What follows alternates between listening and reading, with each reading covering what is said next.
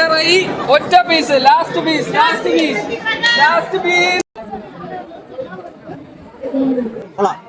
നന്നായിട്ടുണ്ട്. അപ്പോൾ ഇവർക്കൊക്കെ ഇഷ്ടപ്പെട്ട ഈ ഹെൽത്തി ഐറ്റം നമുക്ക് എങ്ങനെ ഉണ്ടാക്കിയാണെന്ന് നോക്കിയാലോ. ഇതുണ്ടാക്കാൻ വേണ്ടിയിട്ട് നിങ്ങളുടെ ഇഷ്ടപ്പെട്ട സീഡ്സ് എടുത്തിട്ട് നിങ്ങൾ നേരെ പാനിലിട്ട് നന്നായിട്ട് റോസ്റ്റ് ചെയ്തെടുക്കുക. റോസ്റ്റ് ചെയ്തെടുത്താൽ ഇതിൻ്റെ അലർജൻസ് ഒക്കെ പോകും. ഞാൻ ഇവിടെ sunflower, flax and pumpkin seeds ആണ് എടുത്തത്. ഈ റോസ്റ്റ് ചെയ്ത സാധനത്തിൻ്റെ ഒരു പാത്രത്തിലേക്ക് ആക്കിയിട്ട് കൂൾ ഓഫ് ചെയ്യാൻ വേണ്ടിയിട്ട് അങ്ങ് മാറ്റി വെക്കുക.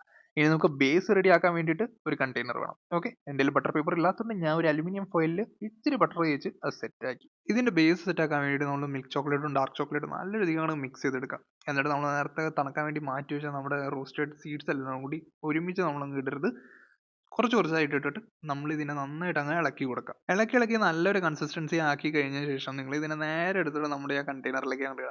കണ്ടെയ്നറിൽ ഇട്ടതിന് ശേഷം നമ്മൾ ഇനി ഗാർണിഷിങ്ങിന് വേണ്ടിയിട്ട് ഞാൻ അവിടെ ഇച്ചിരി അവല് റോസ്റ്റ് ചെയ്ത് വെച്ചിട്ടുണ്ട്.